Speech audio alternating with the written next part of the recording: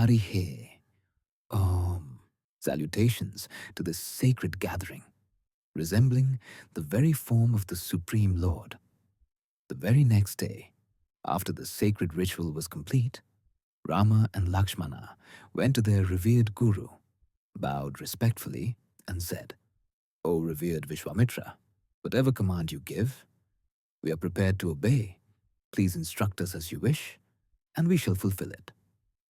Vishwamitra, without directly replying, inspired the sages beside him to speak in his stead. The gathered sages then said, "O Rama, O Lakshmana, we are about to depart for Mithila, the city ruled by King Janaka.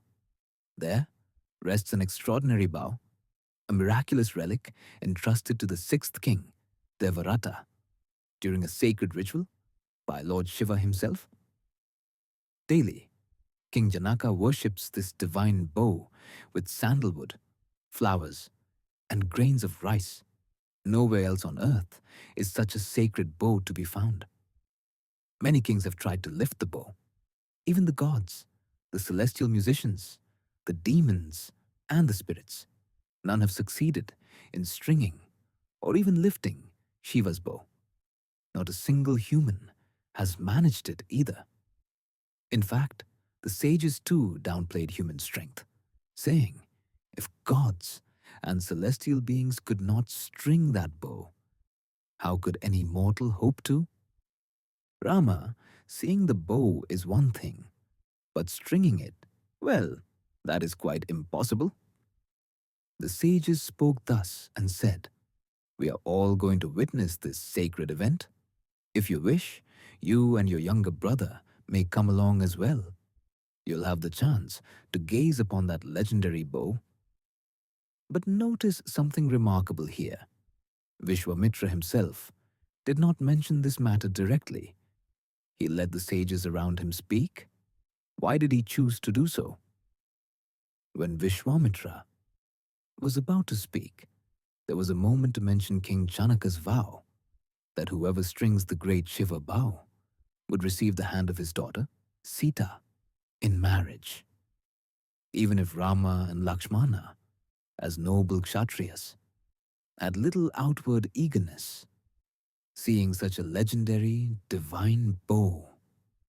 Still, if one of them declared, "We will attempt to string the bow," there would be a gentle spark of hope, as if they desired Sita's hand. Suppose Vishwamitra had quietly revealed to Rama, "If you succeed, if you string the bow, Sita will be yours through the grace of King Janaka."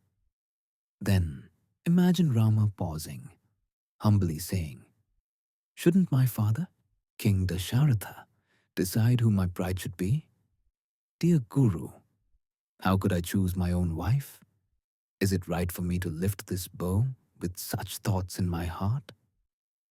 The righteousness within Rama, his gentle wisdom, would shine in such words. But think, what would happen to Vishwamitra's honor if Rama replied in this way? Such delicate moments require great sensitivity. That is why Sita's marriage was never spoken of directly. Vishwamitra let silence linger, never mentioning it himself. Rama, born as the ideal Kshatriya, might wonder, such a legendary bow rests in Mithila.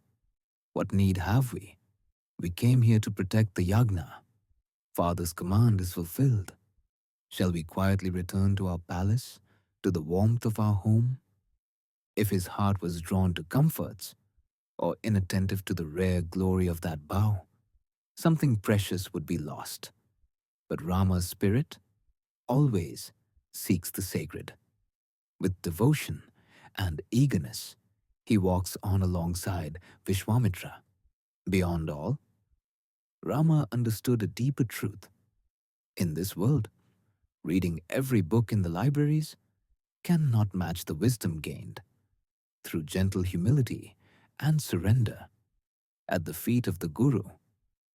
No amount of penance, effort, or discipline can grant the strength that blooms from the Guru's grace.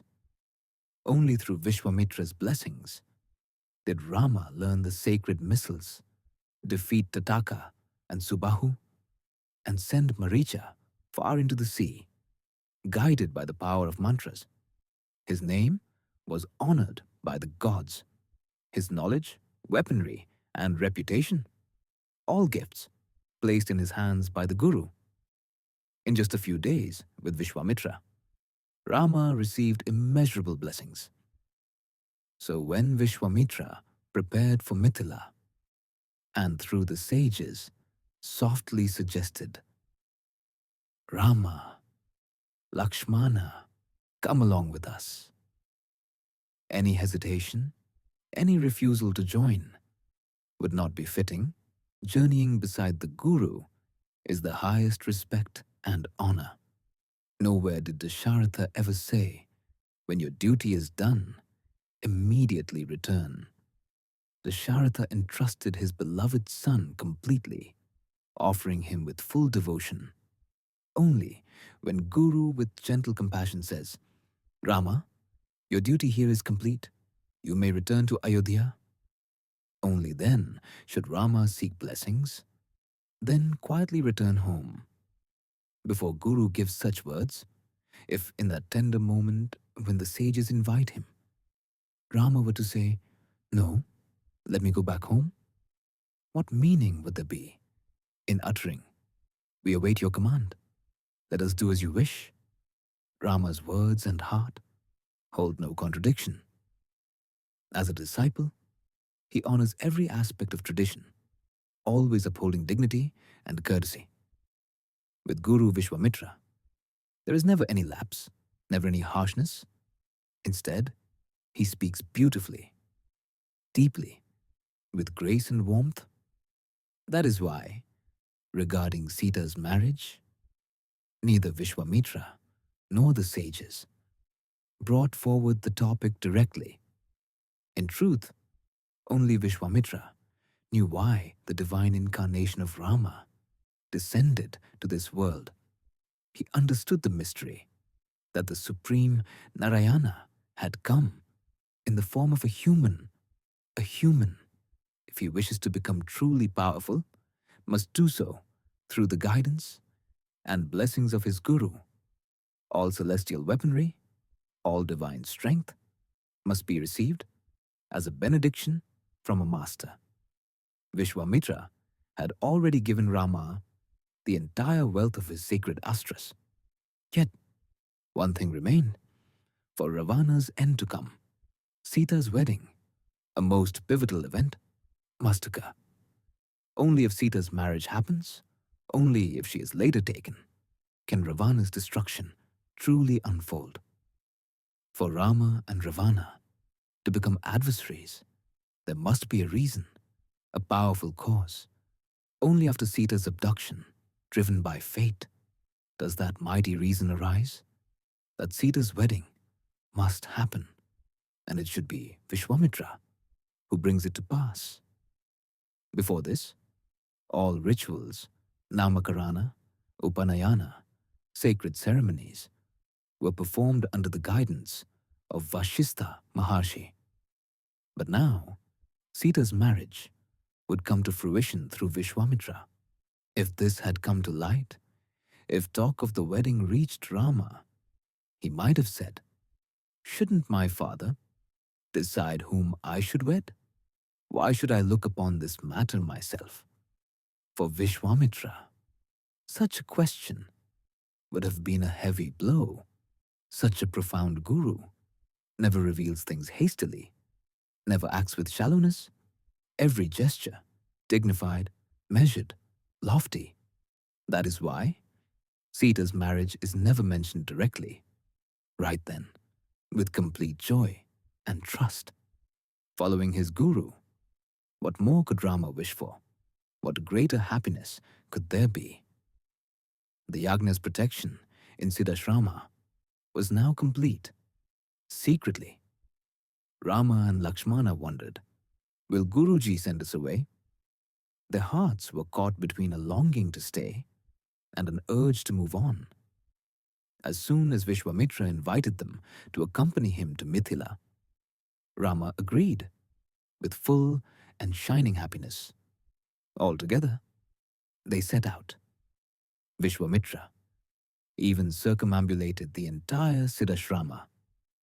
Before leaving, if you read the Ramayana, certain details dissolve deep into the very essence of life.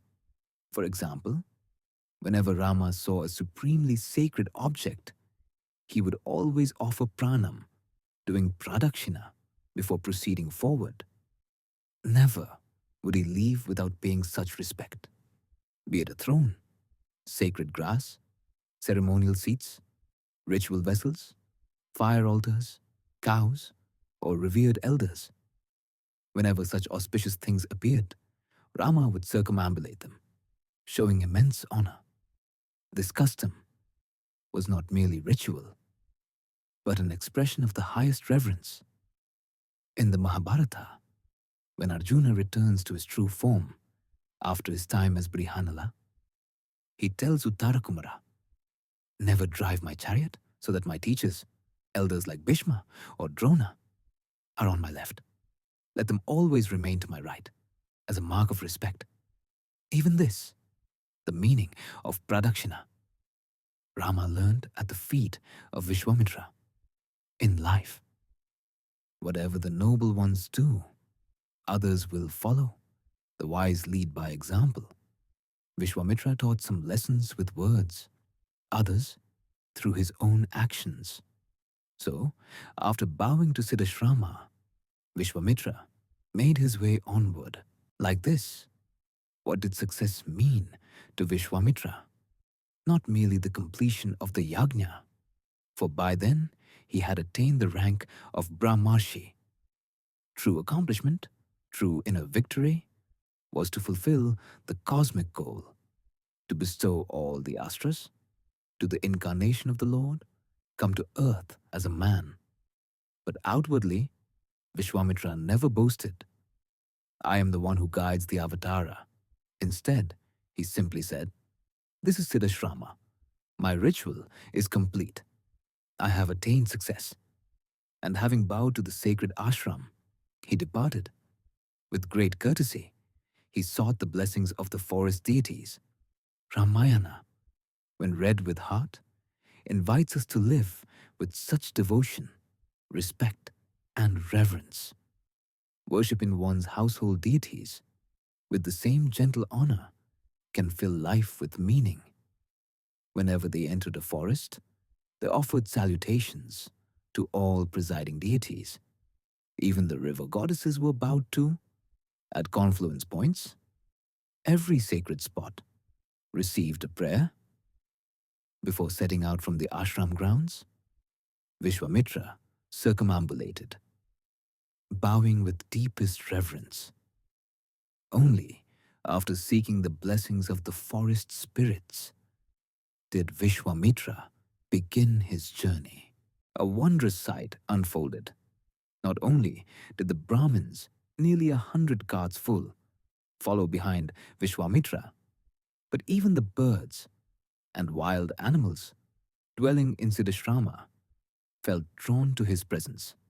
It was as if the radiance of that great Brahmasi stilled their hearts and soothed their instincts. Creatures without words, without refinement or knowledge, found profound serenity whenever they drew close to him. Once they tasted that peace, they could not remain apart. They had to follow. Such is the power, unique to great souls. Think of Lord Shiva as Nataraja, the cosmic dancer. On one side stands Vyagrapada, with the head of a human, but the feet of a tiger. On the other side, Patanjali, with his serpent body below and human head above. The serpent, always a symbol of anger, hisses and writhes. The tiger, ever restless, always poised for aggression. That's why it's called Shadula, the ferocious one. Yet, when Shiva dances the Tandava as Nataraja, both serpent and tiger Vyagrapada and Patanjali stand utterly still, transfixed, each gazing in rapt attention from either side. To behold this living image, visit the sacred form of Nataraja at Ekambareswara temple in Kanchipuram or in Thiruvalur. There too, you'll see Vyagrapada and Patanjali, motionless, the wildness of tiger and serpent forgotten, lost in unbroken peace, immersed in that glorious dance. In the same way, as Vishwamitra advanced, birds and wild beasts followed him, enchanted by that peace. When we read poetry, such moments may appear almost trivial or easily overlooked. But here, the text invites us to contemplate the spiritual brilliance of a Brahmasi, the tranquility he cultivates and shares. That's why these creatures followed him, drawn by his gift of serenity.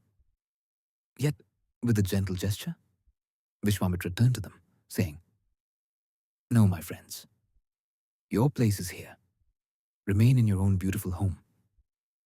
With kind authority, he sent the animals and birds back, journeying on, only with Rama, Lakshmana, and the sages. By evening, they arrived at the banks of the Shona river. At once, Rama saw his guru seated in deep tranquility, and feeling a question rise within, asked, "O Brahmashi, this land feels so peaceful. This forest is wondrous. What is this place called? What is the story of this sacred grove? Why does it radiate such calm?" When a disciple's sincere curiosity shines, a guru rejoices. Only when a disciple listens closely and savors the truth is a teacher truly delighted. It is said that to speak is to spend one's own life breath. The more rapidly words are spent, the swifter one's life ebbs away. Yet a guru, feeling that selfless sacrifice is worthwhile, gives joyfully. When there is a student who truly listens and treasures these insights. Thus, when Rama asked, Vishwamitra's heart grew glad, and he began to speak with deep contentment. This land, long ago, was ruled by Kusha, son of Brahma. He married a princess of Vidarbha. To them were born 4 sons.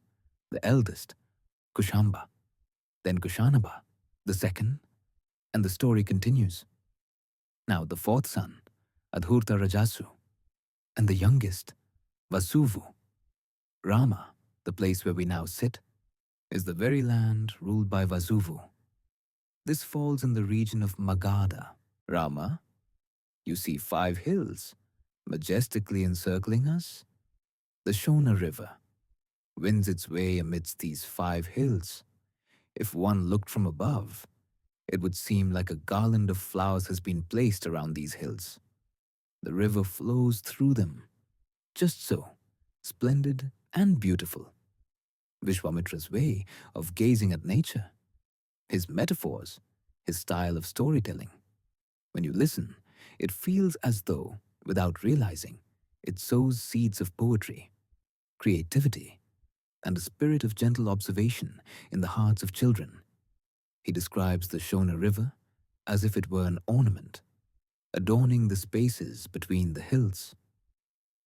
Rama, your father, King Kushudu, called his 4 sons and said, "Build 4 great cities. Rather than clinging to my rule, let your names be etched. By founding legendary cities, construct them with greatness and care."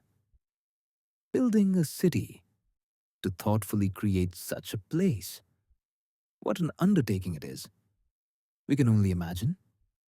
Kushambu established the city of Kushambi. Kushanabu built Mahodaya. Adhurta Rajasu created a city called Dharmaranya.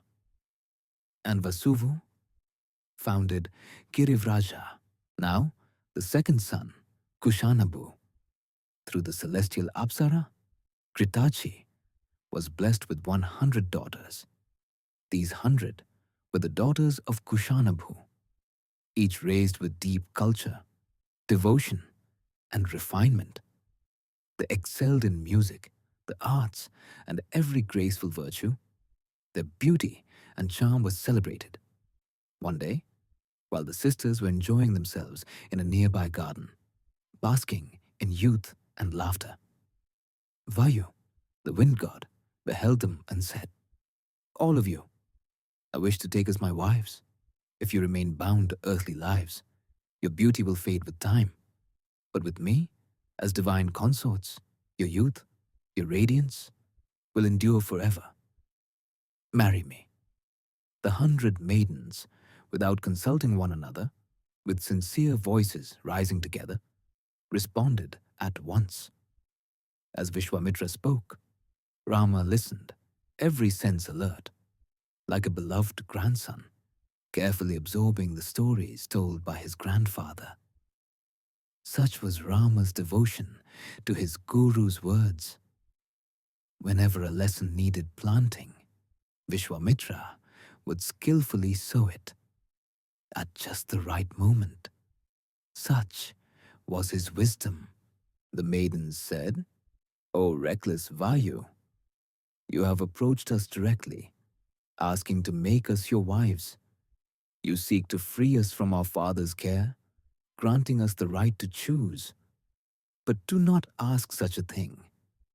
May such a day never dawn in this land. As long as a father lives, his fondest wish is to see his daughters wed with joy to worthy men. It is he who should give them in marriage. Such is his hope, his happiness. To disregard him, to choose our own husbands without his blessing? Let not such a time ever come to this country. Our Father is our authority, our greatest divinity. Whomever he gives us to, they will be our husbands.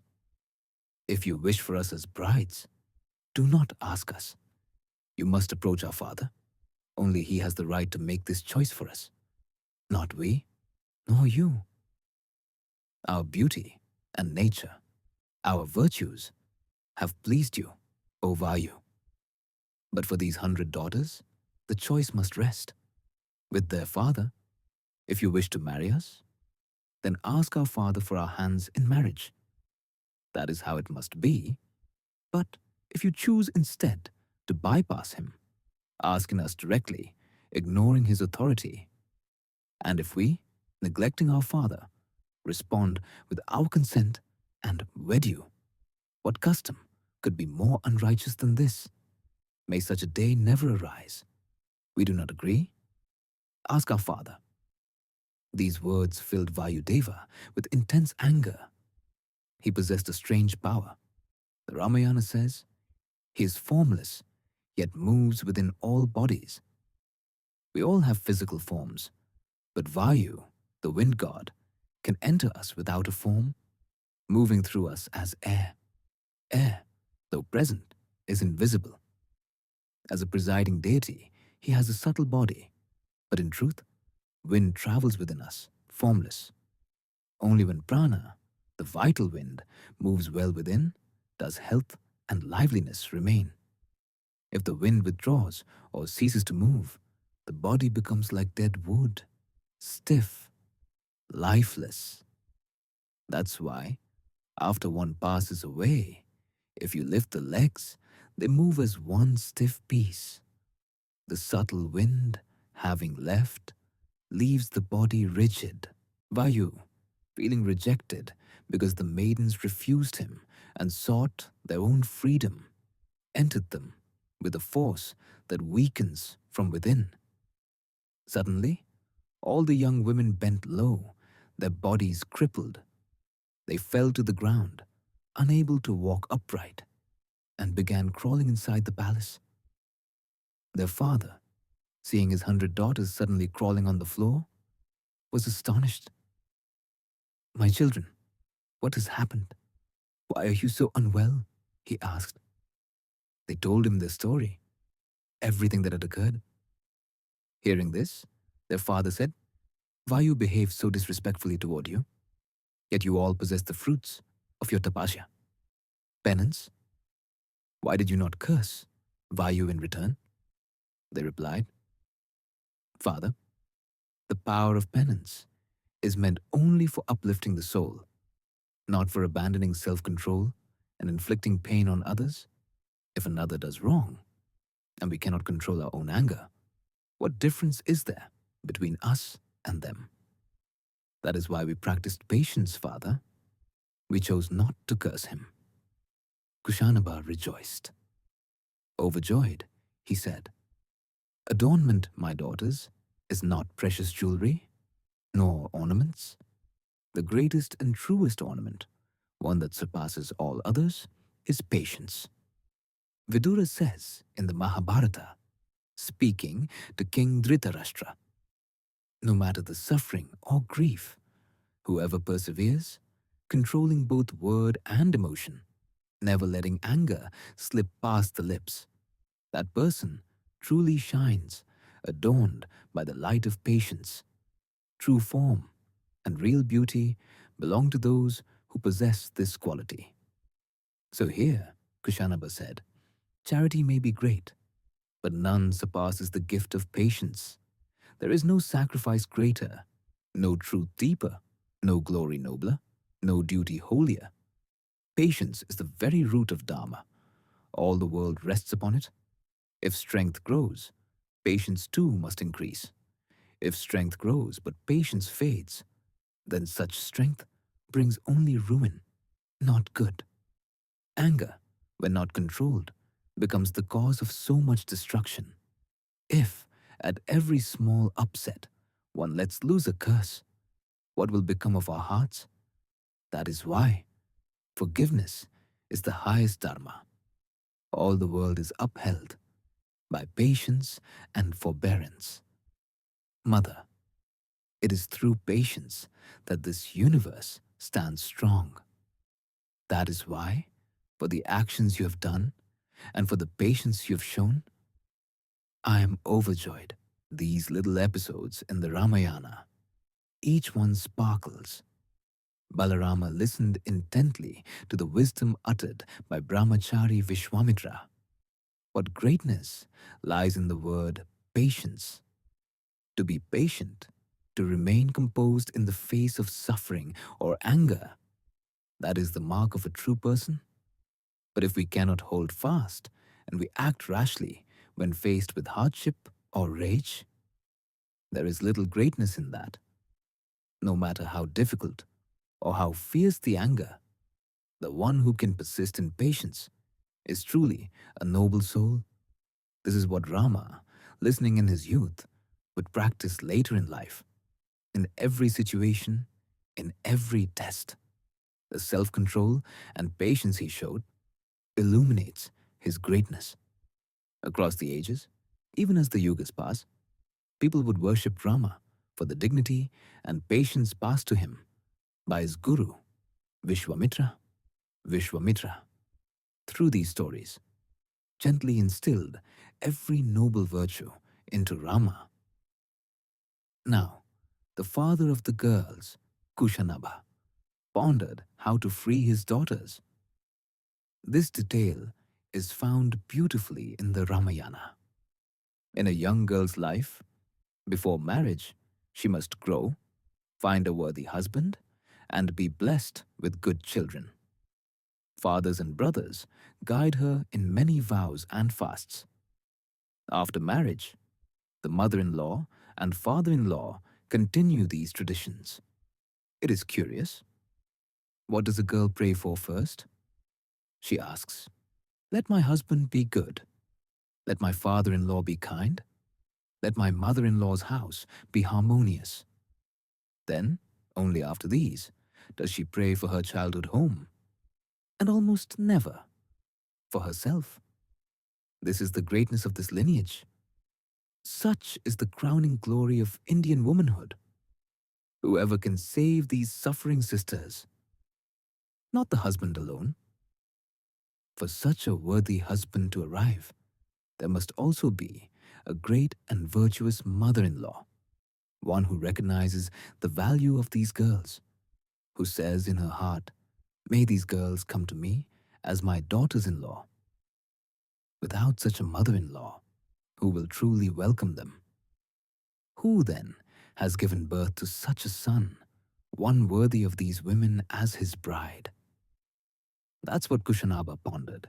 He thought deeply, as only the Ramayana inspires us to think. Once, in ancient times, there was a sage named Chuli performing intense penance. Serving him for a long time was a Gandhava woman named Sumada. After many years of devoted service, one day, Chuli Maharshi asked her in seclusion, "For all this service, what do you wish, Sumada?" She replied, "I have never married, nor have I even thought of marriage. Yet, for me to have a son as enlightened and resplendent as you, a truly noble soul, not through ordinary union, but as your spiritual blessing, as your grace." Being such a great sage, Chuli, through his spiritual power, created a son for her. That boy was Brahmadatta. He lived in the city of Kampilya. Such a woman was Sumada, whose son, Brahmadatta, possessed supreme virtues and great learning. His city shone with opulence. With his truth and dharma, he radiated goodness. He alone, Kushanaba realized, was worthy to take each of these beloved daughters by the hand and cherish them forever. Only someone with the vast heart of Sumada could truly welcome such daughters-in-law. What was the reason behind the unique character of these young women? Sumada knew their worth and wondered, where else could I find greater daughters-in-law than these? She did not judge them for their bent forms or suffering. Her culture, her wisdom was different. So Sumada, with full grace, chose to marry the 100 princesses to Brahmadatta. As soon as Brahmadatta, with his immense spiritual power and virtue, took their hands in marriage, the girls' affliction vanished. The wind within them flowed pure once more, and they were restored to health. Sumada rejoiced. Her heart full, she welcomed all 100 as her cherished daughters-in-law. Thus, Kushanaba, having guided the 100 daughters born of Gritachi onto noble paths, wed them to a worthy groom, and fulfilled his sacred duty as a father. This he explained to Balarama as dusk fell and the story flowed on.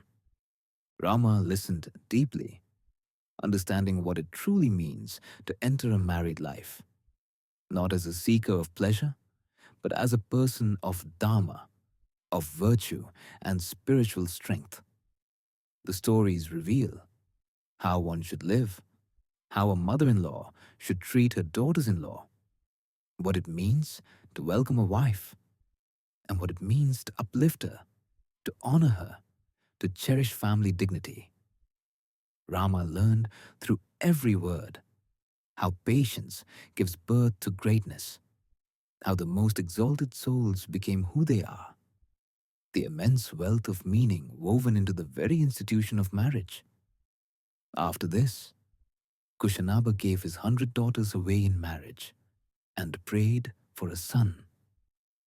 He performed a sacred Putrakameshti ritual, longing for a child. At that time, Kushanaba's own father, Kushudu, appeared and offered a blessing. "May you have a noble son," he said, "one who is like you, virtuous and famed. May a son named Gadi be born, who brings you eternal glory. Your wish will be fulfilled." Blessing his son thus, Kushudu departed for higher worlds. After intense penance, O Rama, Gadi was born. At this point, Vishwamitra revealed his lineage, telling the story so elegantly. He said, "O descendant of Kakutstha, Gadi was supremely righteous. I am born in the line of Kushudu. I am called Kaushika, O Raghu's delight. That is why people call me Kaushika, Gadhi's son, Gadheya." He added, "O Rama, I have a noble elder sister, Satyavati. She ascended to heaven in her very own body, with her devoted husband by her side. She is famed as the holy river Kaushiki, flowing forth as a great and sacred stream. The tale continued, each detail a lesson in how to honor elders, uphold family virtue, and live with deep reverence. Vishwamitra spoke of his father, of his ancestors, with immense respect. Rama, in turn, learned that one should never use harsh words for one's parents or elders, that to honor one's lineage is the heart of noble living. This is the value of family. This is the lesson of respect. Satyavati, with her profound fidelity and spiritual power, ascended to heaven in her very own body. Yet just before departing this world, she thought, let my presence benefit all beings, not just ascend to the heavens in glory. So, she chose to flow upon the earth as a sacred river, the Kaushiki, coursing down from the Himavat mountains. She was not simply a river. For Vishwamitra, she was his beloved elder sister. He spoke of her with deep love. Rama, once the yajna at Siddhashrama is complete, and after the ceremonies with Janaka are done, I travel to the Himalayas. There, on the banks of Kaushiki I dwell. There, I bathe, meditate, perform my spiritual disciplines. There, beside my sister's presence, I dwell, forever grateful. I head northward, for the Himalayas are the purest direction. That is my sister's tale, he said, pausing softly. Then quite suddenly, Vishwamitra turned to Rama and spoke. Rama, in sharing all these stories, time has slipped away. Half the night has passed. Sleep now, in peace. May you be blessed. Rest well, and tomorrow's journey will be smooth. If you do not sleep deeply, fatigue will hinder you. So, sleep, my child. The forest stood in stillness, the leaves unmoving. Not a breath disturbed the silence.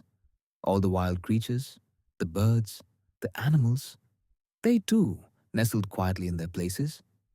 The night grew deep, with the darkness stretching endlessly. Shadows crept among the branches, melting into every corner, until nothing could be seen. Vishwamitra observed nature with such devotion, with such love for his disciple, Rama. He saw in the star-studded sky the heavens themselves gazing down with countless eyes, like the sky watching the earth. He said, Rama, whenever I walk at night and look up at the stars, I remember the words of Vishwamitra, how he spoke, how he connected everything, how his gaze searched nature so deeply. The moon, Chandra, rose high, spreading light upon the world. Yet in that darkness, dangerous beings, yakshas, rakshasas, flesh-eating spirits, roamed the night. So Vishwamitra, with intense affection and concern, blessed Rama at once. May you be safe. Rama, blessed one, may peace be yours. Rest now. Sleep well. Rama slept. Lakshmana slept beside him. But Lakshmana tossed and turned, unable to rest fully. Why are you unable to sleep, Lakshmana? Rama asked softly. Lakshmana replied, Brother, my mind cannot be still. What a life Guruji has lived. What an illustrious lineage. What kings they were. What patience they showed. Those weddings, brother, the greatness of those cities they built. How did they become so noble? The blessing of the father, the Putra Kameshti ritual. What love, what reverence in the way he spoke of his father, grandfather, sister. When one speaks of their family, it must be with such sacredness, such dignity, such gratitude. Listening to these stories, brother, I realize It is not simply being born into a family that is great, but how one honors one's kin. Only now do I understand what it means to speak of relatives with purity, with true respect. Ah, what a guru! His words still echo in my ears. Rama answered, I too feel the same. I can see Vishwamitra before my very eyes. Such a guru, such a noble soul. Each word he utters is a lesson for life.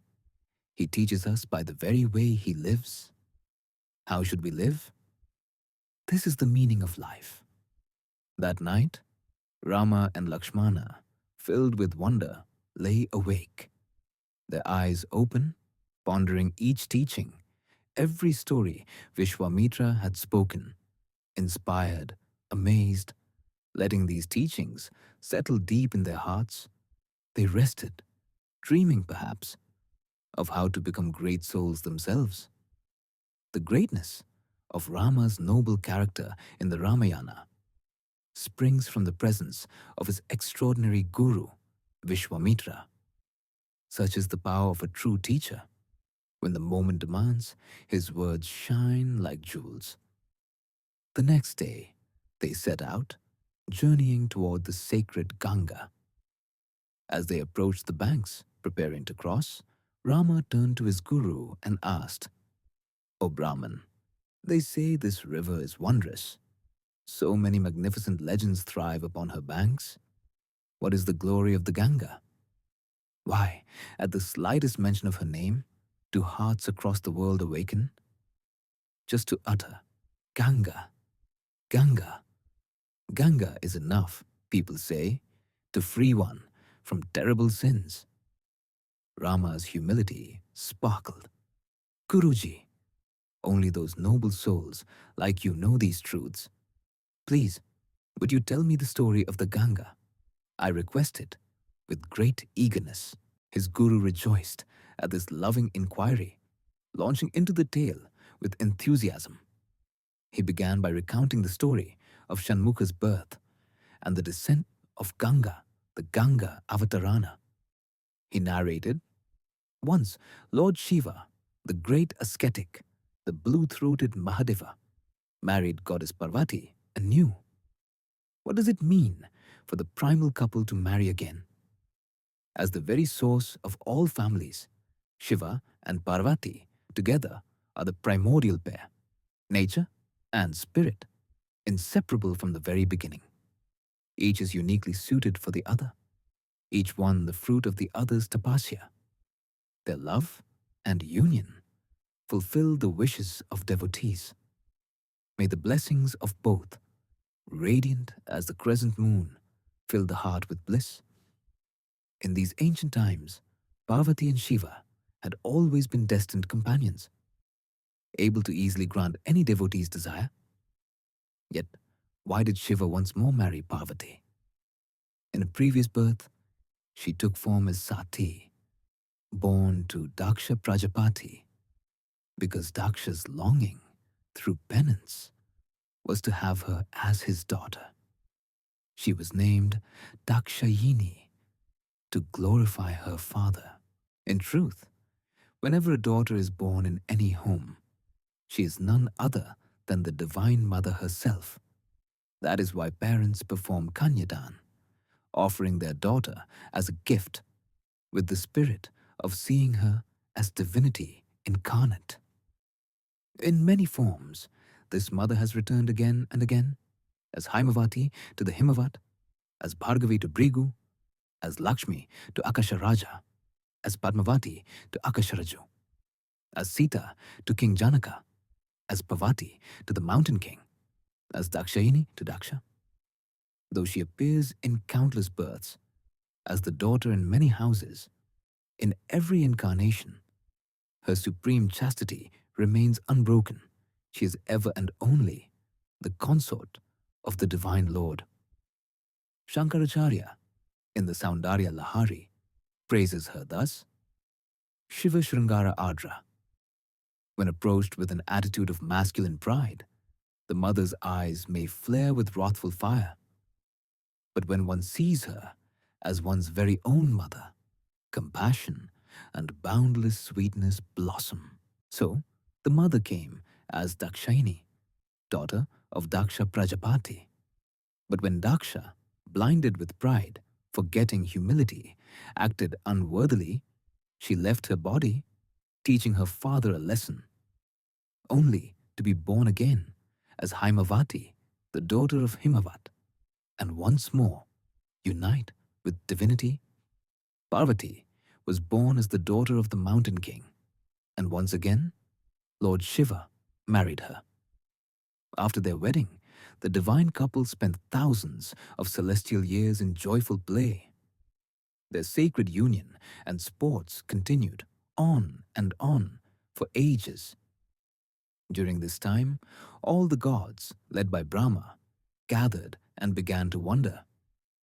If such a wondrous child were born from the union of Shiva and Parvati, who could withstand the power of that being? Who could equal such radiance? The gods agreed. Let us go and beseech Lord Shiva. We must ask him not to pass his divine brilliance into Parvati, but to hold it within himself, to continue his penance. So the gods approached Lord Shiva in deep humility. But please, do not be surprised, wondering why such great gods would act this way, or what desires could prompt such requests. Be patient, for there is a deeper meaning. Patience, forgiveness, forbearance are the greatest virtues. Hold on to patience, for it is the secret strength of the world. The gods came before Lord Shiva, bowed deeply, and paid their respects with full, prostrate salutations, like a golden staff gently laid upon the ground. To prostrate in this way, as if collapsing completely at the Lord's feet, has great spiritual meaning. They prayed, O Shiva, O greatest of gods, compassionate master, for the well-being of all worlds, we bow before you. Please accept our humble salutations. A true salutation must be offered with care, not rushed amid chaos. When one bows in full, it is not merely a gesture, but a declaration. I have fallen as low as I can. Please lift me up in your mercy and grace. For my sake, you, who are compassion itself, must reach down and raise me. Women too have their own prescribed salutations. For them, the Panchanga Namaskara is assigned rather than a full prostration. This is not because they are lesser. Far from it. All of creation is nourished from woman, and out of deep respect, a woman bows using her elbows, never letting her lower body touch the ground completely. Thus, the gods finished their salutations, and Lord Shiva accepted their offering. The act of prostration is so profound. It means, I surrender all my burdens, all thoughts, all sins, leaving them on this earth, so that, in your compassion, you might raise me up. I've cast aside all needless thoughts, all actions, and now I place myself before you, ready for your grace. Sometimes old habits return again and again. But by the grace of your teachings, O Guru, my thinking is transformed. My mind now moves toward good thoughts, my hands toward good deeds. Only you, O teacher, are capable of bringing about such change. Your words are like the holy fire, burning away my ignorance. Lift me up, make my hands do good work. When you bow in reverence, joining both hands, merging all senses and all actions, uniting mind, intelligence, and ego, you lay these at the feet of the divine. You touch your head to the ground, offering your very essence in namaskara. Such is the glory of bowing down. When you bow before the Lord, you may ask for what you need. There is no fault. Scripture itself proclaims this. Four kinds come to me: those who are troubled, those who seek knowledge, those in need, and the wise. All four are welcomed, and there is nothing wrong in bowing and asking.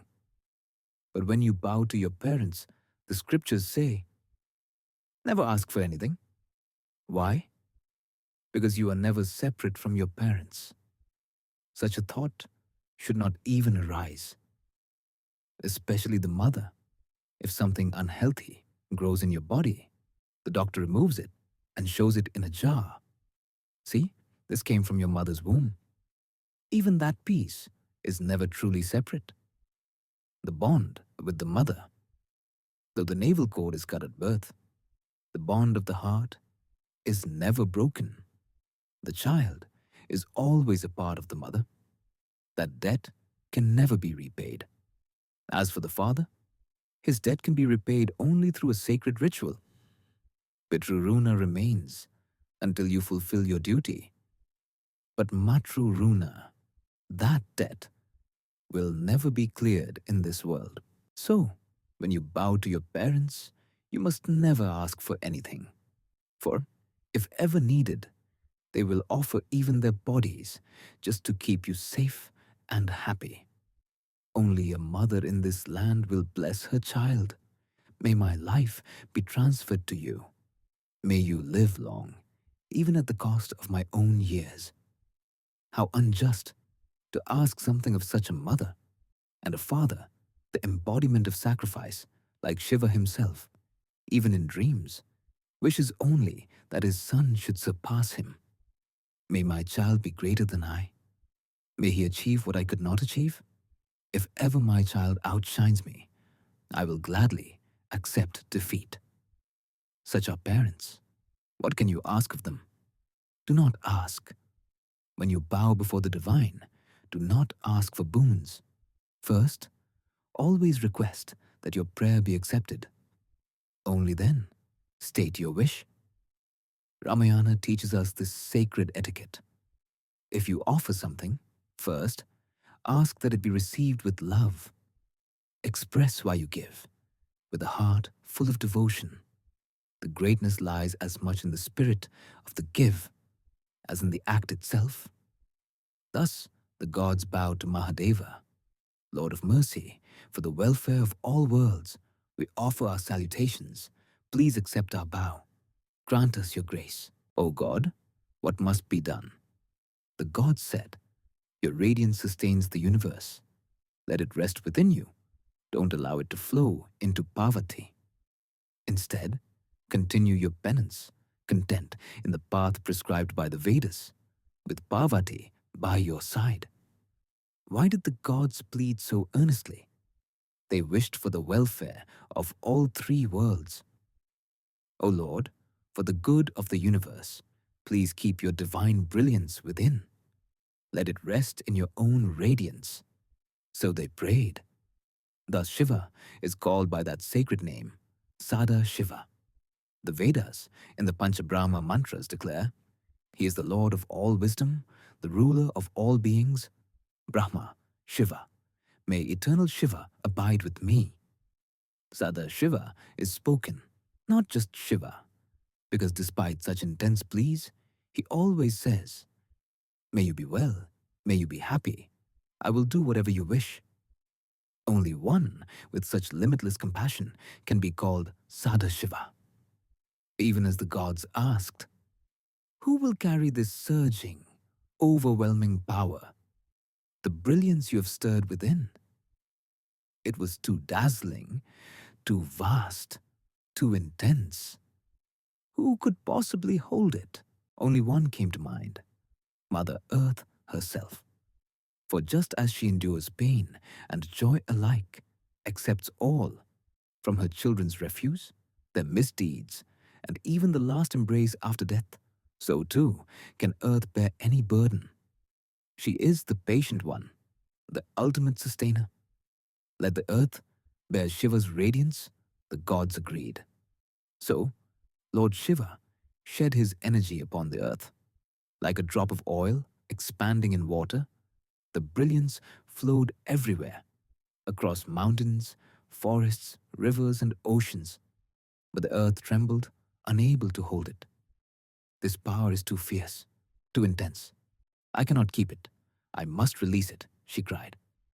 To prevent the divine energy from being lost, the gods called upon Agnihotra. O sacred fire, O Agnihotra, with the help of wind, receive Shiva's radiance into yourself. Agnihotra accepted this immense power, holding it deep within, becoming, if one may say, the world's first safekeeping bank, the original storehouse of divine trust. After this, Parvati appeared. In the world, customs are set by elders for the young. Though Shiva offered his boon with profound generosity, Parvati wished to prevent a new custom from taking root. No wife or husband should make such grave requests without careful thought. She acted sternly, desiring that such occurrences be rare. Thus, she declared, in her anger and wisdom, as a rule, let wives and husbands not request children or blessings beyond the bounds of Dharma. The purpose of marriage is dharmic progeny, to accept a wife that great, noble offspring may be born. Asking otherwise is not to be done. Parvati admonished the gods. Who are you to intervene in such matters? You must never interfere this way. Never seek such boons, nor request them. Because of their actions, Parvati declared, from now on, no gods will have children through their wives. That is why, though there are 33 crore gods, their number has not increased since that time. For the deities, the gift of progeny was withdrawn. Then Mother Earth bravely stepped forth and declared, I will receive and bear the radiance of Lord Shiva. But Parvati was deeply pained. Who are you to accept my husband's divine energy? By claiming his brilliance as your own, I place a curse upon you. She uttered, O Bhudevi, for agreeing to bear the brilliance of my husband at the god's request. You will have many husbands at once. You shall belong to many kings and rulers. The earth, though one, will be ruled by countless kings, each called Lord of the Earth, Bhupati. And so, you will have many husbands and take on countless forms, plains, deserts, plateaus, forests. All the variety of earth arises from this curse. But you will also never experience the joy of children in the true sense. Every mother's happiness comes from her children. She glows with pride when with a loving touch she can give her son as an heir to her husband. Yet you, earth, will never receive that joy. For when a king's son, the heir, is born, he becomes your son. But when the father dies, that son becomes king, taking his father's rightful place over you. Only you, O earth, suffer such a fate, that your joy in your son is always lost, as he becomes your new husband, and not just your child. Never in this world will you know the special joy a mother feels through her children. Since you accepted my husband's energy, instead of seeking your own children against the natural order, let no mother ever again desire such a thing, nor allow it to happen. This is my curse upon you, to protect the world's boundaries of culture and Dharma. Such was the intense curse pronounced by Parvati, meant to teach the world the limits of custom and civility. Upon hearing these words, Shiva, always calm and gentle, quietly took Parvati and journeyed westward. Sitting with her on a peak north of the Himalayas, he began his penance. Time passed. The gods, feeling ashamed by what transpired, departed quietly. Meanwhile, the demon Tarakasura rose in power, a mighty Rakshasa. Armed with boons from Lord Rama, he tormented gods and sages, just as Ravana once did. The demons, ever cunning, think themselves clever beyond all others. Tarakasura performed intense penance and said, grant that I may fall only to the child of Parvati and Parameshwara. Tarakasura, after gaining mystical power, received a boon. Let me have death only at the hands of the son of Parvati and Parameshwara. If not, let there be no death for me by any in Brahma's creation. And so, once the boon was granted by Brahma, only the son of Shiva and Parvati could bring his end. But as the gods had requested, Parvati and Parameshwara were separated in their penance, and no child was to be born. The gods, now oppressed by Tarakasura, longed for a way to bring about his defeat, knowing only their son could become the commander who would defeat him. Yet no one dared to approach Shiva or Parvati again. They remembered the curses and calamities that befell them for asking before. So none ventured forward. Tarakasura remained unrivaled, his strength growing ever more. Desperate, the gods finally went to Brahma, seeking a way to bring about the birth of a divine commander, one who could end Tarakasura's terror. Perhaps you may wonder, why did the gods need to go and ask Shiva and Parvati at all? If they had simply not intervened, would there have been no curses, no obstacles, no suffering? Why seek boons at all? If a wonder is to unfold, can't the Lord and the goddess care for it themselves? Do the deities not know what is needed for the good of the worlds? Why did the gods make their request? Every event holds a mystery, a larger story behind it. To truly capture the meaning of Skanda's birth from Ramayana, the Tripura Rahasam, and Shiva Purana, let us combine them for a unified understanding. Sanat Kumara, the mind-born son of Brahma, forever remains a child, ever established in supreme wisdom.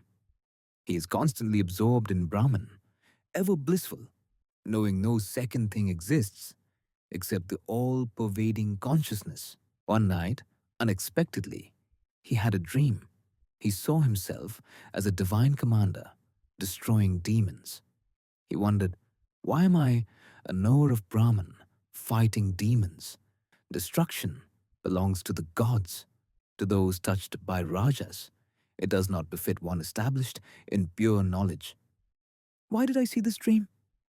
He approached his father, Brahma, and asked, Father, what is the meaning of this strange dream? Brahma explained, residual impressions, vasanas, cling to even the greatest souls. You once intensely studied the Veda and felt, let me once and for all become the commander of the gods and destroy these demons forever. That thought, though only a spark, remained hidden within.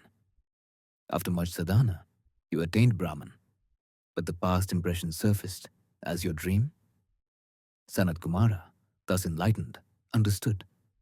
Yet Shiva himself also reflected. A trace of desire yet remains in this great soul. Even for the highest sage, not all past influence is erased. This has to be resolved. Thus, he decided, let Sanat Kumara take birth once as commander of the gods, so that the last lingering desire is consumed and extinguished forever. One evening at twilight, Parvati and Parameshwara themselves arrived at the ashram. There, at that sacred Pradosha hour, Lord Shiva rode upon Nandi, his great bull, and entered the hermitage of Sanat Kumara. Sanat Kumara, absorbed in the state of Brahman knowledge, perceived no difference between himself, Shiva, Parvati, or anything else in existence. To him, all was but Brahman. He held no duality, no distinction. So, as Parvati and Shiva entered, Sanat Kumara did not rise, did not greet them, did not offer water, did not furnish a seat, nor perform any formalities. Shiva, to make a point, declared, Sanat Kumara, we, Parvati and I, the primordial couple, have come to your ashram. You did not rise. You made no offering, no gesture of honor. I will curse you. Sanat Kumara replied in tranquil wisdom. Blessings and curses are not words I recognize, O Lord. Whether a curse brings pain or a boon brings happiness, such opposites have no meaning for me. I remain always established in that one reality, always immersed in the one. As the Bhagavad Gita says, the sage is equally still through praise or blame, always content, steady-minded, a devotee, dear to me. The word too cannot apply to him who has transcended all duality. He continued, If, Lord, you curse me and feel happiness, then do it. For me, there is neither you nor I, only the endless one exists. Brahma knowledge is never easily attained.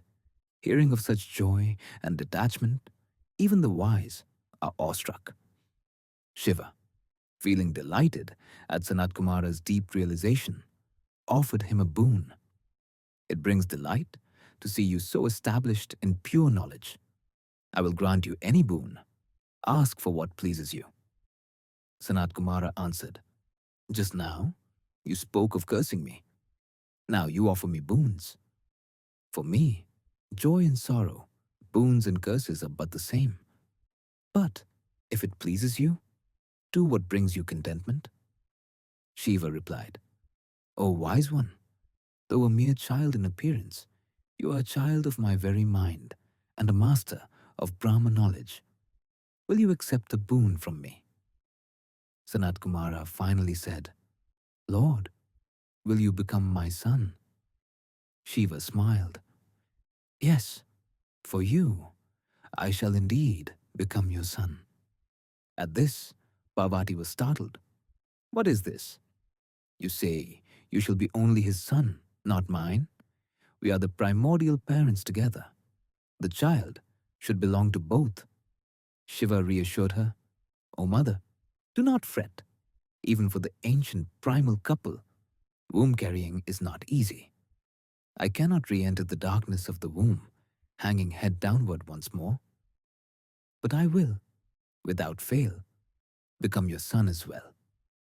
Parvati said, Let it be so. But there is a sacred law in this world. No one can claim a child as just his own, and not the mother's. Both must be parents together, especially such a sage-born soul. If such a wise one is to become our son, my longing that he be mine is even stronger than yours. She continued, There is a solution. Once, for a special reason, I transformed my body into a sacred lake in the Himalayan range. That lake is called Shravan Tataka. Sanat Kumara emerged from that lake, Shravan Bhava. So by being born from my body, my waters, you will be my true son, from my very self. You shall be a son to both of us, Shiva assured. With Parvati, happiness will arise for both. And so, the story unfolds. The wisdom of the gods was thus guided. For Tarakasura's destruction, a son was needed, yet not one born directly from Parvati's womb. The son must be of Shiva and Parvati, but the process would be unique. Thus began the mysterious story of Shanmuka's birth, a tale requiring many elements to fully grasp. The gods then approached Brahma, sharing their agony. We can bear Tarakasura's tyranny no longer. Only if Shiva and Parvati have a child will he be destroyed. How can this son be born? They asked. Brahma replied, None of your wives will have children. This is due to Parvati's curse. Shiva's brilliance, his divine energy, rests with Agnihotra, the sacred fire. When it spread over the earth could not hold it, so we stored it within Agnihotra. Now is the time to use that power. But if Shiva's brilliance enters any of your wives, Parvati's curse will prevent them from conceiving. Moreover, none will agree for they remember the suffering earth endured. So, there is no suitable womb, nowhere the power can be held, but there is a solution. The eldest daughter of the mountain king, Ganga, can hold it. Himalaya has two daughters, Ganga the elder and Parvati. Parvati wed Shiva. The gods took Ganga to the heavens, where she flows as Mandakini, the divine Ganga. Now the only way forward, let Agnihotra carry Shiva's brilliance to Ganga. If Ganga bears the child, the son will become Parvati's line through her elder sister, and thus her own son by lineage. Parvati will accept this, for it is not directly from her body, and she will not curse her own sister. The gods, understanding, did not go themselves. Such a sacred task belonged to Agnihotra alone. Together, they sent Agnihotra to Ganga. Agnihotra went to Ganga and prayed, O Divine One, for the sake of the gods' work and the defeat of Tarakasura, receive within you the brilliance of Shiva that I hold. Bear this within, and grant the gods a son. Hearing these sacred words, Ganga joyfully agreed, taking on a divine form. Yes, I accept. I will receive Shiva's power in a radiant form, purely for the sake of the gods' work. This opens a new chapter in creation. For long before the world began, Shiva had introduced the idea of joy to creation. Without delight, all creation would falter. If there is no happiness between husband and wife, any beings born from that union will lack intelligence and vitality, and creative energy will fade. Though it may not be the Uda River, when I once asked a doctor, he told me, this is the highest truth. Thus, Lord Shiva introduced the concept of happiness into creation. With great joy, Ganga assumed a divine form and came before Agnihotra to receive Shiva's radiant energy. The moment she accepted it, Shiva's brilliance spread throughout her entire being. But soon, she cried, "O gods, I am unable to bear this. Even though I am the cool, flowing Ganges, this divine power is too much. I am burning up inside, unable to contain Shiva's radiance." Distressed, Ganga asked, "Where shall I release this energy? Tell me where I should relinquish it." The gods said, "Do not worry. Take it to the slopes of Mount Himavat and deposit it there." Obeying, Ganga gently set the divine embryo upon the Himalayan peak. Yet all the gods grew anxious, because now that radiant seed was out of Agnihotra's safekeeping and spread within the Ganga, who could herself no longer sustain it. Now, with no proper womb and no child appearing, it seemed there could be no son, and with that, no hope remained for Tarakasura's defeat. At this point, the dominion of the Rakshasas seemed destined to continue unchecked, and everyone's last hope centered on the wonder of what might yet emerge from where the seed was laid. Suddenly, from that golden place, a miracle unfolded. Brilliant golden light shone forth from the mountain, enveloping the hills, the trees. Everything glistened as if turned to gold. Grass, vines, even the rocks took on a golden hue. The earth itself began to transform, some parts to copper, others to iron, mud becoming lead and slag. Yet within all this wonder, for a while, there was no sign of a child. Then, from the dazzling brilliance, emerged white ash-covered saplings, and a divine, snow-white peak appeared. From the heart of this sacred Sharanavana lake, Subramanya, Kartikeya, the sun born of fire rose in the form of a shining child. As soon as the gods beheld this radiant boy, they cried out in joy. At last, a son has arisen. He will become the commander, the destroyer of Tarakasura. The three worlds breathed a collective sigh of relief. Powerful even as a newborn, Subramanya brought happiness to gods and beings everywhere. This is why, even today, expectant mothers recite the Shanmuka story from the Ramayana for blessings and safe childbirth. Its words and legend are believed to hold extraordinary power. When he was born, Kartikeya cried for milk, just like any newborn. Who would feed him? Immediately, the divine Kritikas, celestial mothers, appeared, and the gods approached them, saying, "Dear mothers, this extraordinary child is yours by destiny. Please offer him your milk." The mighty commander, born of Shiva's radiance, emerged from Agni's womb. Hence, he is called Pavaki and also Skanda, because he was born after being nurtured in the womb and then cast forth. He became known as Skanda. Overflowing with Brahma knowledge, he is also called Subramanya, Swaminatha, Swami, the one who possesses everything within himself. The name Swami, when spoken, truly embodies Subrahmanya. Such a noble one, the valiant general of the gods, had arrived, but who would nourish him? At once, the six celestial mothers, the Kritikas, came forward and joyfully offered him milk. With his six faces, he drank milk from all six mothers. Thus, he became Shanmukha, the six-faced one. He accepted their milk with gentle, childlike sweetness, and the warrior strength of a divine leader flourished within him. In gratitude, the Kritikas made a special request. Since we gave him milk, let this child henceforth be known as our own. Let him be Kartikeya, our son. And in the future, let us hold the honored place of mother for him. Thus, when six mothers together bring milk as an offering, it becomes an act of immense grace, a powerful ritual of nourishment and devotion. From their love, Kritika's milk, he became known as Kartikeya. Anointed as the commander of the gods, he quickly grew.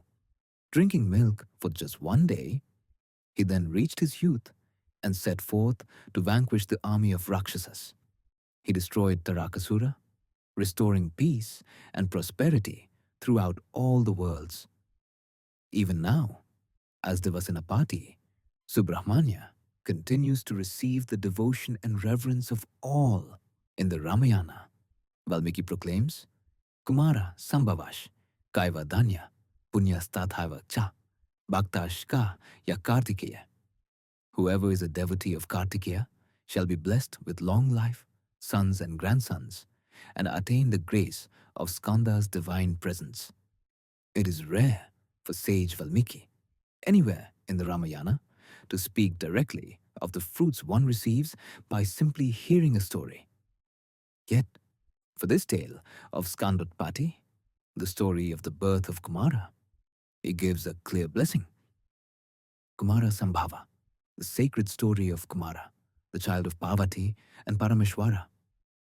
When that luminous boy appeared upon the mountain, gods and mortals alike bowed low, offering their salutations to Shiva and Uma. The gods confessed, "We may have exceeded our bounds, but by your profound compassion, O Lord and Lady, we have obtained this extraordinary son with Parvati's grace. May he receive our worship and love."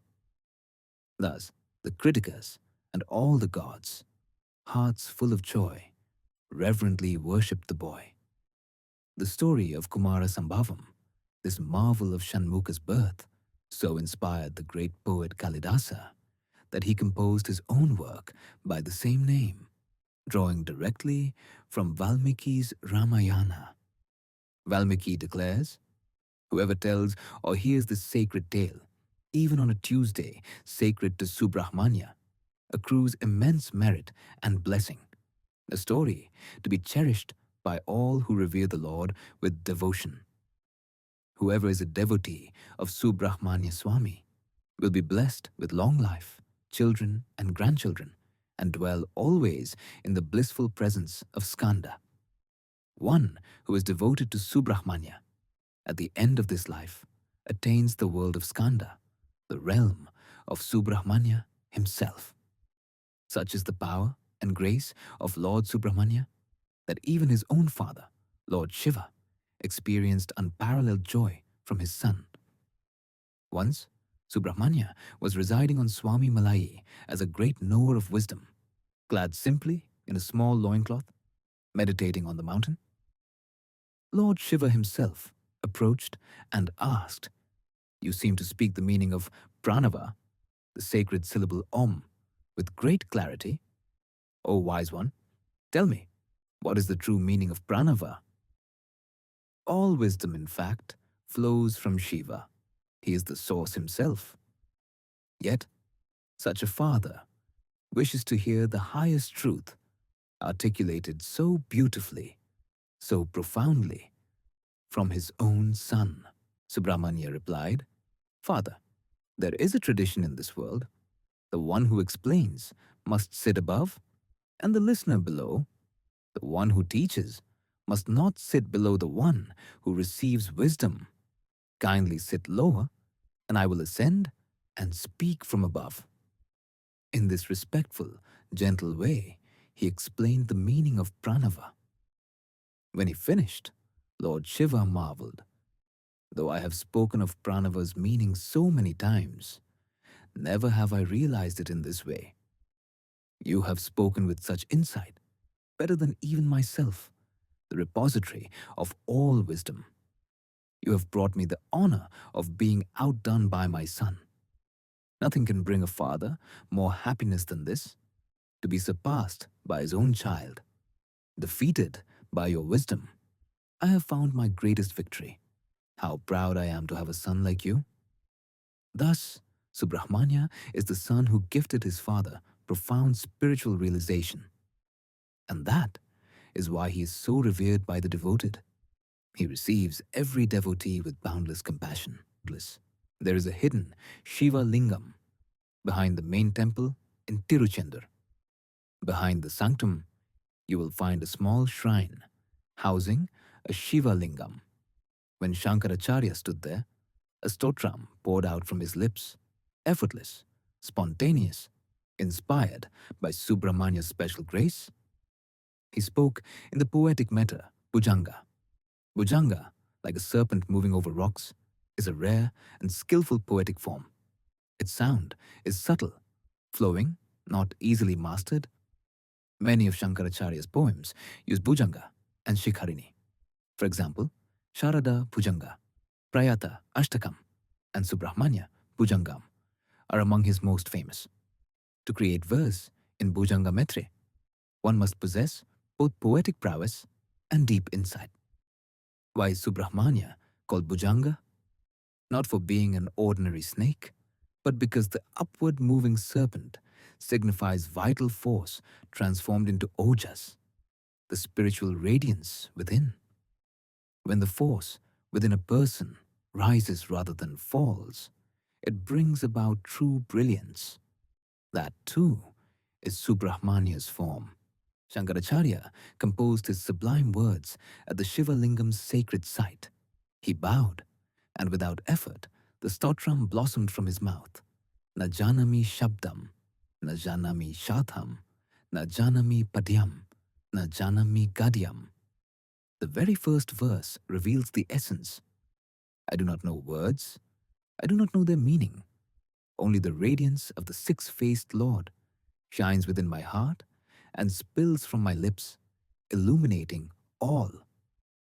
Shankaracharya's humility and Subrahmanya's grace unite in the poetry that flowed from that sacred moment. He practiced great humility, declaring, "I do not know these sounds. I do not know the Vedas. I do not know the meanings. I do not know poetry, nor do I understand prose. Yet, as soon as I meditate upon Subrahmanya in my heart, the words of these hymns pour effortlessly from my lips." Such is the wondrous grace. The Lord, riding upon the peacock, signifies mastery over time itself. That is why Shanmukha, six-faced Lord, is described as transcending the flow of seasons, Lord of the cycles, ruler over time. Worshipping him, one beholds Mayuradiruddha, Mahavakya Gudha, Manohari Deha, Mahachita Geha, Mahadeva Deva, Mahaveda Bhava, Mahadeva Bala, Bhaje Lokapala.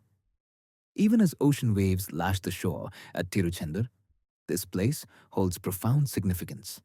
This is why, even today, when one circumambulates the Subrahmanya temple at Tiruchendur and looks behind, some murals can be seen high on the back walls, reminders of the time a great tsunami threatened this holy site. When the warning came, priests offered naivedya and locked up the temple, fearing that the ocean would flood everything. But the tsunami passed Tiruchendur and instead went north, never touching the temple. As Shankaracharya wrote, when the turbulent waves reach their height and threaten to swallow the land, let me stand steadfast at the Lord's feet, safe from all harm. Always meditating on the Lord in the lotus of my heart, all worries are washed away. One sees in Tiruchendur the lesson and symbol, the ocean, like the endless cycle of birth and death, may break upon the world, yet at the Lord's sanctuary there is promised refuge. To stand firm at his feet is to be liberated from this cycle. Punarapi jananam, punarapi maranam, punarapi janani jatara shayanam. Repeated birth, repeated death, entering the mother's womb and returning again. This is the endless journey of samsara. But by standing at Subrahmanya's seashore, he signifies, I alone can release you from this cycle forever. Such is the greatness of Subrahmanyeshwara Swami. Even now, if someone sings the kritis of Muthuswami Dikshita, like a young girl did so tenderly today, the power of Vakpati, the Lord of speech, is revealed. Vakpati is a name of Brahma, consort of Saraswati, but is also used for Subramanya by the great Mahabharata, especially in the Aranya Parva. The unique greatness of Subrahmanya is this: whoever has devotion to him, the Lord enables even the seemingly impossible. He lends his own voice, his own inspiration. Such miracles are still witnessed in Kanchipuram today. In the ancient Kumar Koshta shrine, adorned in the Soma Skanda form, even the revered Chandrasekharendra Saraswati himself, before taking sannyasa, came to bathe and receive blessings from this sacred place. Between Shiva and Parvati, Subrahmanya is seen, playfully raising his hands. When a parent beholds such a form, it is said, children are protected. That is the glory of the Soma Skanda form. In Kanchipuram, Subrahmanya emerged in this way, manifesting between the Ekamrishwara and Kamakshi temples.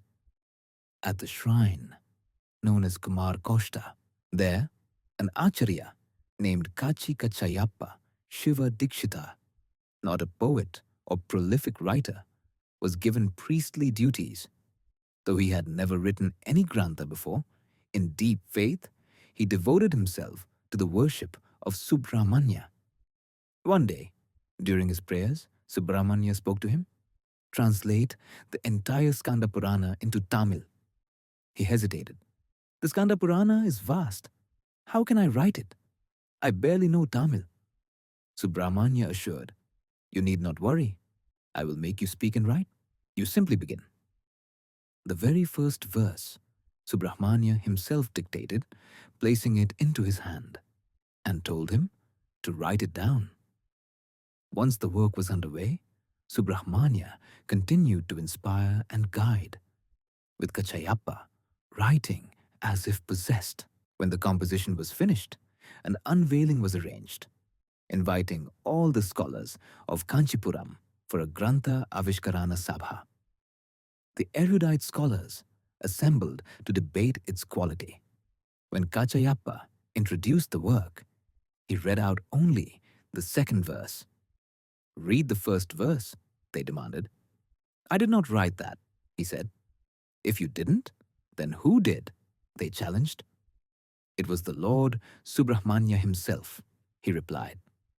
They scoffed. "No Grantha can begin with a verse the author himself did not compose." Embarrassed, Kachayappa returned home, put the book before Subrahmanya, and confessed, "Lord, you told me to write. I obeyed. Now they ask me to explain the first verse, but I am unable to do so. I am lost before them." Subrahmanya comforted, "Do not worry. Hold another gathering. I will come and make the truth known." At the next assembly, trusting fully in Subrahmanya, Kachayappa was asked, "Explain the meaning of the first verse." Suddenly, a Brahmin emerged from the audience and eloquently explained the verse's profound meaning. Amazed, the assembled scholars were silenced. The Brahmin vanished. They realized the mystery. It was Subrahmanya himself, bestowing the gift of Vakpati, eloquence, and Saraswati's blessing. As Shankaracharya said, when we remember him with devotion, speech flows effortlessly. Thus, it's believed that among Subrahmanya's avatars was Chandra Sekarendra Saraswati Mahaswami, and that even today, his blessings reach the Kamakoti Pitham. An extraordinary aspect of Subrahmanya's worship. At Tiruchendur, the practice of offering Patra Vibhuti, sacred ash in a leaf, continues, deemed a miraculous prasadam. For students, devotion to Subrahmanya includes an offering of honey, as advised in the Mahabharata, Aranya Parva. In general, the greatest sanctified gift, prasadam, received is vibhuti from Subramanya. In his Subramanya Bhujangam, Shankaracharya himself praises its wondrous power. Although rarely does Shankara praise the power of sacred ash, in his hymn, he writes one particular verse about vibhuti as a healer of countless diseases: epilepsy, leprosy, tuberculosis, fever, madness, tumors, and more, saying, simply glancing at the vibhuti dispels evil, burns away sins, and brings relief to many ailments. At Tiruchendur, this vibhuti is given in a leaf called paniya, not for wearing, but for gazing upon. Just to look at it, says the saint, is to send away evil spirits and quiet a host of maladies. Such is the mercy and miraculous blessing of Subramanya's sacred ash.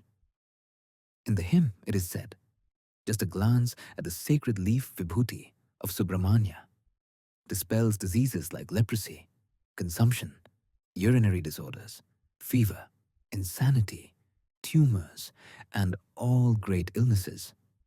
Even evil spirits flee at its sight.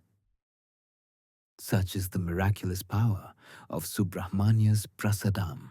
In the Ramayana, there is a verse describing Rama and Lakshmana following Vishwamitra with deep humility, appearing almost as if Vishaka and Naigamesha are walking behind Lord Shiva himself. Vishaka is another form of Shiva as Stanu, the steadfast, the unmoving. Stanu means stillness, but in Shiva's context, it means there is nowhere left to go, for he fills all of existence. There is no space left for movement. The ancient prayer describes Shiva as one whose form fills the universe, from the underworld to the heavens, from all directions, with a body bright as crystal, crowned with the full moon, garlanded by cobras, the Ganges in his matted hair, with a crescent moon, and holding a mighty bow. That is, Shiva, the Stanu, the motionless one.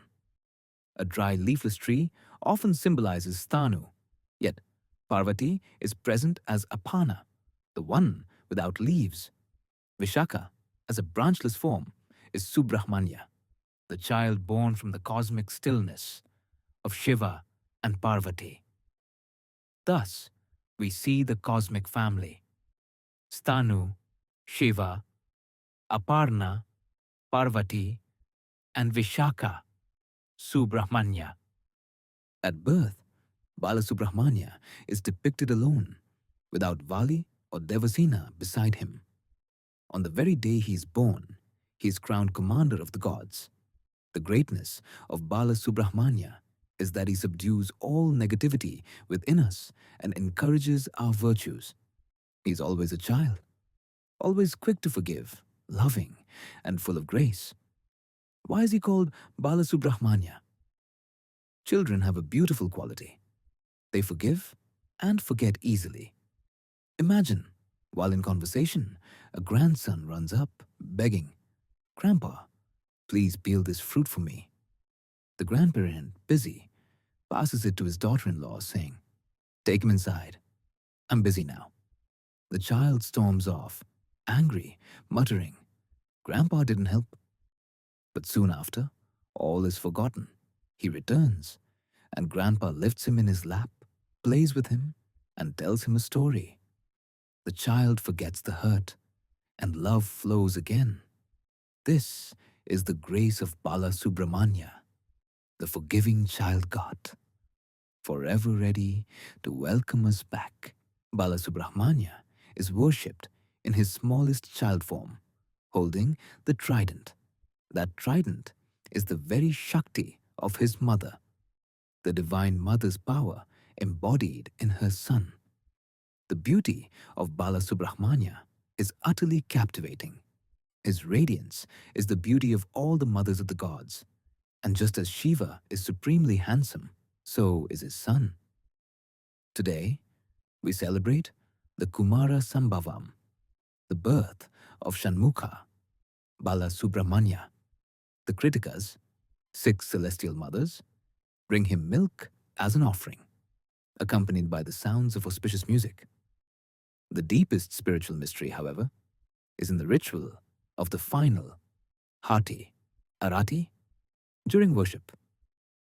In Shankaracharya's Panchayatana Puja system, Subramanya is not included among the 5 primary deities. Why?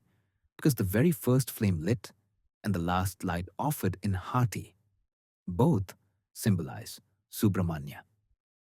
After all the lights are extinguished, only the Hati flame remains. Wherever it shines, his presence can be felt. That, too, is the form of Subramanya. The pane leaf is sometimes replaced with a beetle leaf known as Tamalapaku or Nagavali. The story goes that Tamalapaku or Nagavali appeared near the spot where the rope was tied to Indra's elephant Airavata. Sacred vines grew there, giving rise to this holy leaf. Such a sacred Nagavali or beetle leaf is offered to the Lord, and the Vibhuti, holy ash, placed upon it is given as prasadam. Now, the 6 Kritikas, accompanied by auspicious music, approach to offer their milk to Swami, just as they did when Subrahmanya was born. What a rare blessing it is to witness such a sight. Those who witness the offering, who stand and wait, even until the closing invocation, are encompassed in the auspicious energy, reciting Mangalam, Mangala Ashasana, led by the Acharya and preceded by tradition. Let all be blessed. May there be auspiciousness for King Kausalya's son, for the virtuous Chakravarti's heir, for the beloved of Uma and the fulfiller of wishes, for the Lord of the mountain, for the one worshipped by Bali. Let every auspiciousness be bestowed. May all be offered to the Supreme, Shri Uma Maheswara, Parabrahma, Swasti. Let there be well-being.